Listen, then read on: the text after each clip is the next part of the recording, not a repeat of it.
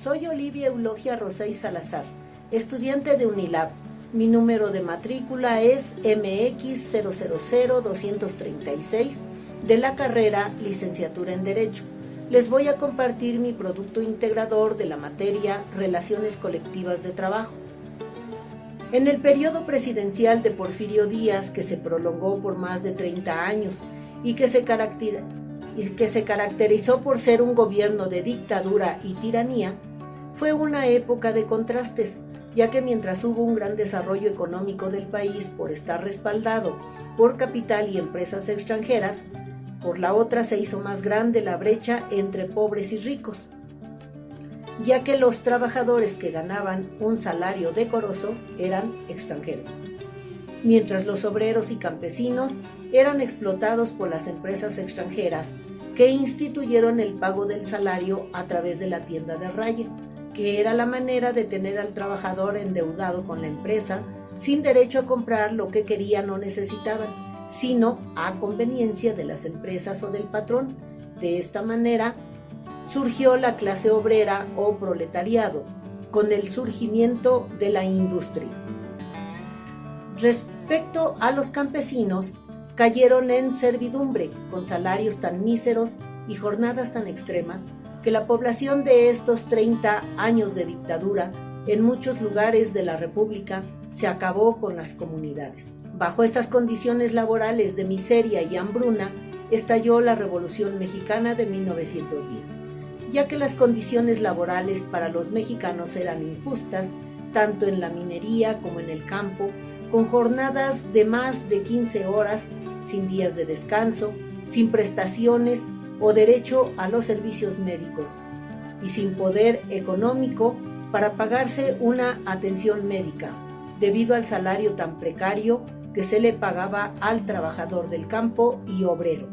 Por lo que estas injusticias logran enardecer a los trabajadores y comienzan a protestar por medio de huelgas para exigir mejores tratos laborales, aumentos salariales y mejores condiciones laborales.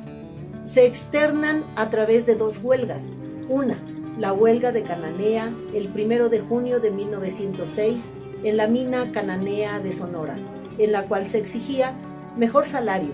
Salen a las calles a repartir volantes para poner en evidencia el trato que hacían a los trabajadores dentro de las minas.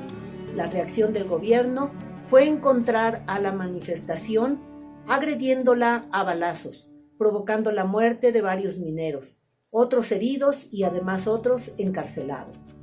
Lo peor es haberlos forzado a regresar a su trabajo el día 6 de junio de 1906 sin que cambiaran las cosas para ellos. La otra manifestación del 7 de enero de 1907 de la fábrica textil de Río Blanco, Veracruz, se debió a las condiciones inhumanas diarias que tenían que aguantar los trabajadores. Saquearon la tienda de raya y liberaron a algunos reos, y de esta manera externaron su descontento y se enfrentan a los patrones y a las fuerzas policíacas del gobierno mexicano. El desenlace de esta huelga fue trágico, ya que el gobierno mandó asesinar a todo aquel que estuviera inconforme y causara disturbios. Las fuerzas policíacas saquearon las casas de los obreros y encarcelaron a varios trabajadores. Entre los tantos motivos que dieron origen a la Revolución Mexicana se encuentra la exigencia de los ciudadanos por un trato digno, igualitario y con mejores condiciones laborales. Este movimiento armado, que inició el 20 de noviembre de 1910, abanderó el descontento de la notoria división social, las injusticias laborales, la pobreza en muchos sectores de la población y la exclusión política. Los beneficios que se obtuvieron de este movimiento armado, llamado Revolución Mexicana, es haber logrado quitar del poder al dictador Porfirio Díaz y la redacción de la Constitución Política de los Estados Unidos Mexicanos, que se ha encargado de regular hasta nuestros días el país. Y lo que se refiere a nuestra materia, de ella han nacido las leyes que regulan las relaciones laborales. El 5 de febrero de 1917 nace nuestra Constitución vigente hasta nuestros días. En su artículo 123 encontramos los derechos individuales de trabajo, que son garantías o normas por las cuales la clase obrera posee igualdad, justicia, protección, y establece que todos los trabajadores gozan de estos beneficios sin importar su raza, origen étnico, sexo o religión. Estos derechos otorgan bienestar y protección a los trabajadores frente a sus patrones, fomentando el trato digno y condiciones de igualdad.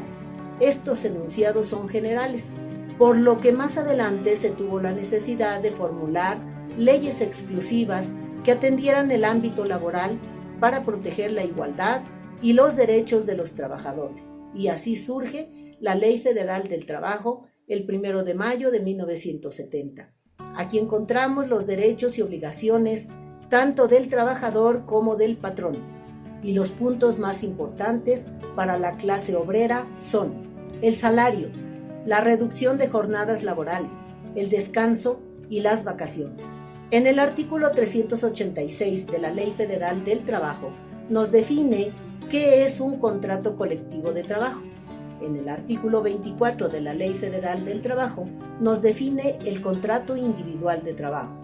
En el artículo 35 de la Ley Federal del Trabajo se establece que las relaciones de trabajo pueden ser para obra o tiempo determinado, por temporada o por tiempo indeterminado.